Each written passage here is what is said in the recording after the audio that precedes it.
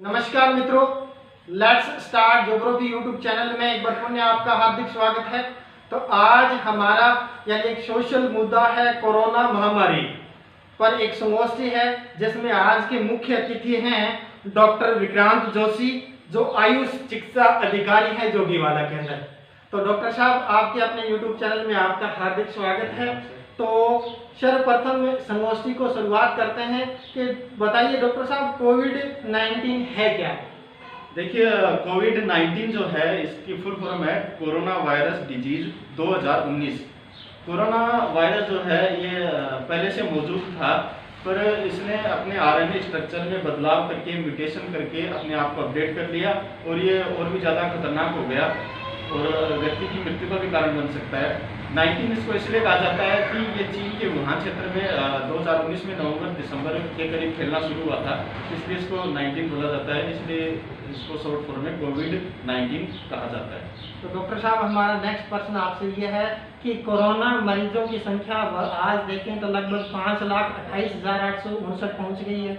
आज पिछले 24 घंटों में देखें तो 19,906 केस आए हैं।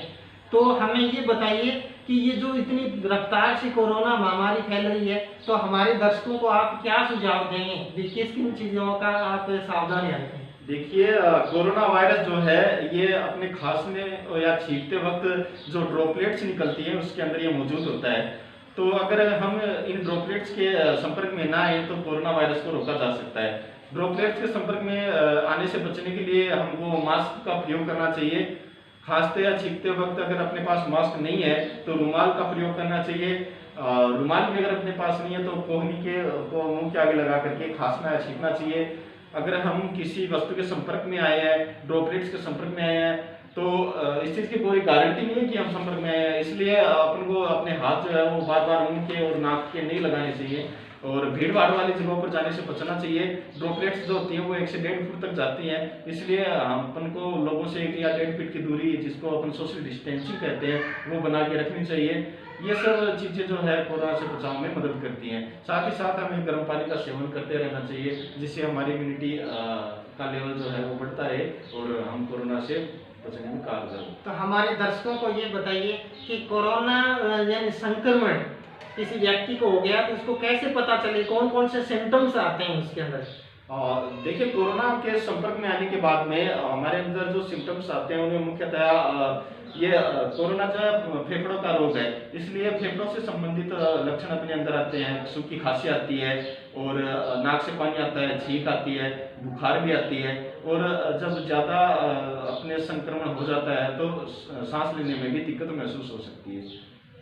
तो यानी इन जो लक्षण आए तो सीधी सी बात है यानी डॉक्टर की सलाह लें और अपनी जांच करवाएं। क्या कोई ऐसा केसेस भी देखने को मिल रहा है कि बिना लक्षण आए किसी व्यक्ति की जांच की पॉजिटिव आ गया, तो इसके बारे में क्या मानना आपका? बिल्कुल, ऐसे इन दिनों में देखने को मिल रहा है कि जब जांच करवाते हैं तो व्यक्ति की कोरोना जांच पॉजिटिव आती है, जबकि व्यक्ति के अंदर कोई लक्षण नहीं होता है। ऐसा इसलिए होता है कि सभी का इम्यून सिस्टम अलग अलग होता है, कोई कोरोना से लड़ने में कामयाब होता है, कोई का शरीर नहीं होता है। दूसरी बात, अर्ली स्टेज में अगर डायग्नोसिस हो जाए तो कोरोना की जांच पॉजिटिव आती है, किंतु कोरोना की तादाद इतनी ज़्यादा नहीं होती है कि वो बॉडी में अपना इफेक्ट दिखा सके, फेफड़ों को में अपना इफेक्ट दिखा सके, वो व्यक्ति के अंदर लक्षण आ सके। क्या ये जो कोरोना वायरस है पक्षियों के माध्यम से, शुरू बताया चमगादड़ से फैल रहा है या जो अन्य जो जानवरों से, तो क्या ये वर्तमान में मानव से मानव में फैल रहा है या पक्षियों से इसमें आने की आशंका भी है? देखिए, अभी तक कोरोना से संक्रमण पक्षियों में या जानवरों में नहीं पाया गया है, इसके बारे में रिसर्च चल रही है और कोई भी मतलब कि जानवरों में कोरोना हो गया है, जानवरों से व्यक्तियों के अंदर, मनुष्यों के अंदर कोरोना आ गया, ऐसे केसेस देखने में नहीं आए। तो अभी पिछले 3-4 दिनों में देखने को मिल रहा था अभी कोरोना के बारे में पतंजलि ने मुख्य रूप से एक कोरोलिन नामक और श्वासारी नामक दवा निकाली है, तो उसके बारे में विवाद भी हुआ। तो इसके बारे में यानी सीधी सी बात, इम्यूनिटी पावर बढ़ाने में तो ये कारगर है, तो इसके बारे में आपका क्या मानना है? देखिए, इम्यूनिटी एक ऐसी चीज़ है जो वायरस से लड़ती है। अपने शरीर में डिफेंस मैकेनिज्म होता है, रोग प्रतिरोधक क्षमता हम उसको बोलते हैं, तो वो वायरस से लड़ती है। जैसे अपन को जुकाम होता है, 3 से 5 दिन बाद में वो बिना कोई दवाई लिए जुकाम ठीक हो जाता है, उसमें क्या है, इम्यून सिस्टम जो है वो उससे लड़ रहा है। तो ऐसे ही अगर इम्यून सिस्टम को बढ़ा दिया जाए, कुछ ऐसी औषधियाँ दी जाए जो इम्यून सिस्टम को बढ़ाएं, तो व्यक्ति में कोरोना से बचने के चांसेस हो जाते हैं। तो जो बाबा रामदेव की जो दवाई है वो 280 पेशेंट्स पर ट्रायल किया गया है, ऐसा वो बताते हैं। तो उसमें 280 पेशेंट जो थे वो माइल्ड केसेज, माइल्ड जो सिम्टम्स होते हैं जिन पेशेंट्स के अंदर, ऐसे पेशेंट्स थे, और साथ ही साथ जिनके अंदर कोई सिम्टम नहीं थे, ऐसे पेशेंट थे जिनकी जांच पॉजिटिव थी। उनको जब ये ट्रायल किया गया तो वो व्यक्ति 100% ठीक हो गए थे। तो ये दवा माइल्ड केसेज और सिम्टमलेस जो पेशेंट्स होते हैं उनमें कारगर है। तो सीधी सी बात है, अभी प्रारंभिक स्तर है, अब तक इसका कोई परमानेंट इलाज अभी तक नहीं हुआ है। हाँ, सीवियर केसेज में अभी तक कोई दवा ऐसी कोई बनी नहीं है, तो सीवियर केसेज लेकिन ये कारगर है, यानी इम्यूनिटी पावर बढ़ाने में सहायक है। तो अगला प्रश्न हमारा ये है, क्या यानी कोरोना से बचने के लिए योगाभ्यास भी इसमें क्या कारगर है? बिल्कुल, योगाभ्यास जो होता है वो अपने प्रतिरोधक क्षमता को बढ़ाता है, शरीर में ऑक्सीजन के स्तर को बढ़ाता है और अपने स्ट्रेस को कम करता है, तनाव मुक्त करता है। तो ये सारी जो चीज़ें होती है वो इम्यून सिस्टम को बढ़ाती है, इसलिए योग जो है वो कोरोना से लड़ने में मददगार हो सकता है। कोरोना महामारी के बारे में लोगों में यानी किसी प्रकार की भ्रांतियां हैं क्या, या किसी प्रकार का यानी कई जांच नहीं करवाते हैं, बाहर से आ गए छुप गए, तो ऐसा क्यों हो रहा है? देखिए, भ्रांतियां तो कोरोना को लेकर नहीं है, पर कई लोगों को लगता है कि हमारे कोरोना नहीं हो सकता है, वो भीड़ भाड़ वाले जगहों में बिना मास्क के भी घूमते हैं। तो बाकी ऐसे तो कोई भ्रांतियां नहीं है, और जागरूकता का अभाव अपन उनको कह सकते हैं।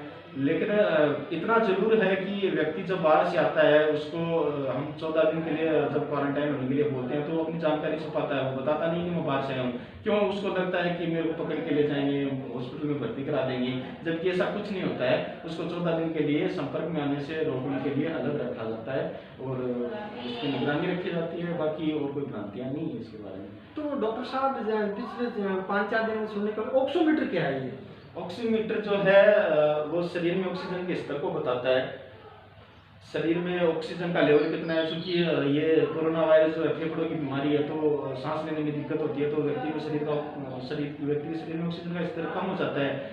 तो ये अर्ली स्टेज में बता देती है कि ऑक्सीजन का स्तर कम है, तो व्यक्ति जाकर के डॉक्टर से संपर्क करता है।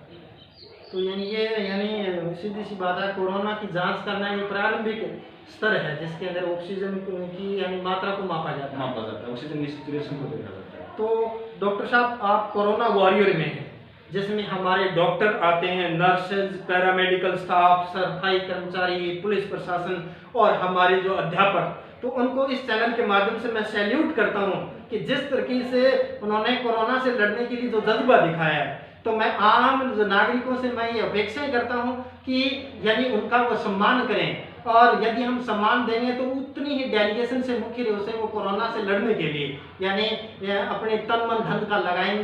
तो इसलिए मैं डॉक्टर साहब, आप कोरोना वॉरियर की भूमिका निभा रहे हैं, तो आप कैसा महसूस कर रहे हैं? देखिए, व्यक्तियों को जागरूक करना, लोगों को कोरोना के बारे में जागरूक करना, उनको बताना और घर घर जाके स्क्रीनिंग करना, जो बाहर से व्यक्ति आए हैं उन लोगों को आइसोलेट करना, उनको क्वारंटाइन करना, और जो जिस व्यक्ति में लक्षण है उसको उसके सैंपल को जांच के लिए भेजना, ये सब हमारे वर्क के पार्ट हैं, ये हमारी ड्यूटी है जो हमें करनी है। तो यानी सीधी सी बात है भी आप यानी तो जुनून के साथ इस यानी काम में लगते हैं, और आपको कई प्रकार की समस्याएं भी करते हैं। कई पेशेंट हैं जो जांच करवाना नहीं चाह रहे हैं, या इस तरीके की दिक्कत का सामना करना पड़ता है, कई विरोध का है, तो आप किस तरीके से टैकल करते हैं? उनको हम समझाते हैं, उनको कोरोना के बारे में जानकारी देते हैं, कोरोना से क्या नुकसान होते हैं वो बता देते हैं, उनको बताते हैं कि आपकी जांच मुफ्त में हो रही है। तो ये सब जानकारियां देने से व्यक्ति अपनी जांच करवा देते हैं। तो डॉक्टर साहब, हमारे को बताइए दर्शकों को, पीपी किट क्या है? पीपीई किट का मतलब है पर्सनल प्रोटेक्टिव इक्विपमेंट। मतलब ये एक ऐसे वस्त्र, ऐसे इक्विपमेंट्स होते हैं जिसमें ग्लव्स है, पूरा ऊपर से लेकर नीचे तक शरीर को कवर करने वाला कपड़ा है, और फेस शील्ड है। ये डॉक्टर्स और जो कोरोना में लगे हुए स्टाफ है वो इसको पहनते हैं ताकि वो कोरोना के संक्रमण में आने से बच जाए। तो क्या हमें देखें, जैसे लगभग 5,28,000 के समथिंग केस आ चुके हैं, तो क्या भारत में समुदाय संक्रमण की स्टेज में आ गया है? क्या दूसरा प्रश्न मेरा ये है, क्या भारत आज की तारीख में देखें पीक टाइम में है या अभी भी इसके संक्रमण और ज़्यादा बढ़ने की आशंका है? देखिए, अभी तक जो भारत सरकार की गाइडलाइन है और जो मंत्रालय, स्वास्थ्य मंत्रालय की जो गाइडलाइन है, उसके हिसाब से भारत अभी पीक टाइम में नहीं है और नई सामुदायिक संक्रमण हो रहा है। लेकिन आने वाले 3-4 महीनों में ऐसा हो सकता है अगर हम लोग सावधानी नहीं बरतेंगे। तो सीधी सी बात है मित्रों, आप अपने यानी जो स्वास्थ्य मंत्रालय है या WHO जो गाइडलाइन आता है, तो समय समय पर वो इंटरनेट के माध्यम से बूस्ट करें क्या क्या नई गाइडलाइन आ रही है, उन गाइडलाइनों का आप क्या अवलोकन करें, ताकि क्या आप अपडेट रहेंगे, तो आप जागरूक रहेंगे, दूसरों को जागरूक करेंगे, जिससे क्या इस कोरोना से लड़ने के लिए यानी हमें दृढ़ संकल्प होकर इस बीमारी को जल्दी से जल्दी इससे मुक्ति मिले।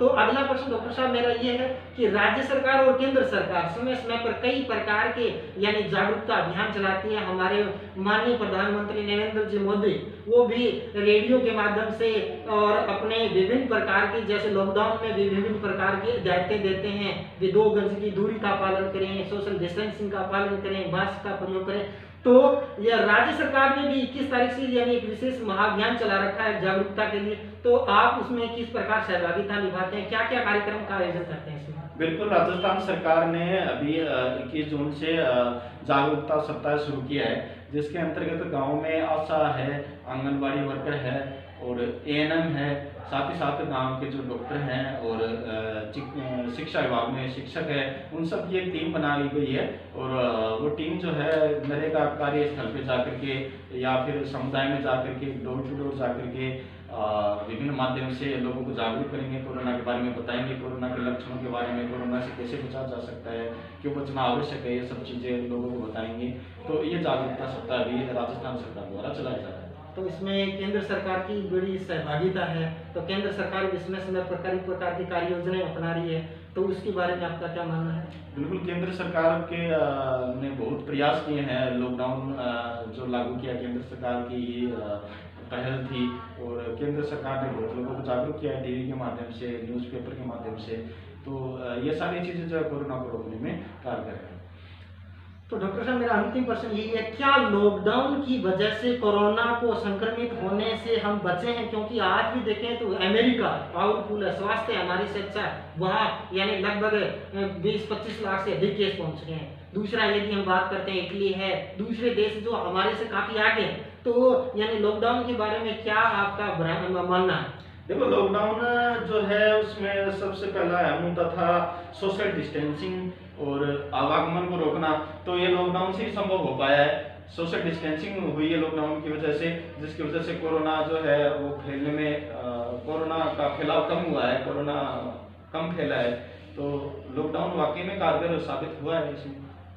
तो अंत में मित्रों मैं यही कहूँगा कि यानी जो जागरूकता है, अब हम स्वयं भी जागरूक हों, अपने आसपास के लोगों को भी जागरूक करें और मास्क का प्रयोग करें, सोशल डिस्टेंसिंग का पालन करें, अनावश्यक कार्य के अलावा घर से बाहर न निकलें। दूसरा, जो हमारे कोरोना वॉरियर हैं, जिसमें हमारे डॉक्टर, नर्सेज, पैरामेडिकल स्टाफ, सफाई कर्मचारी और पुलिस और प्रशासन और जो हमारे अध्यापक, जो राष्ट्र का निर्माता है, वो भी तन मन धन से लगा हुआ है। तो इन सभी कोरोना वॉरियर को मैं एक बार पुण्य सैल्यूट करता हूँ। इसका मित्रों सम्मान करें, और सम्मान करोगे तो निश्चित रूप से ये तन मन धन से और ज़्यादा मेहनत करेंगे और जल्द से जल्द हम यानी कामना भी करते हैं इस कोरोना महामारी से न केवल भारत विश्व मुक्त हो और वसुधैव कुटुंबकम की भावना यानी हमारे में होनी चाहिए और देश के प्रति हमारा एक नैतिक कर्तव्य भी होना चाहिए। तो अंत में मैं इसी शब्दों के साथ यानी समाप्त करूंगा कि सर्वे भवन्तु सुखिनः, सर्वे सन्तु निरामया, सर्वे भद्राणि मा कश्चित् दुःख भाग् भवेत्। इसी के साथ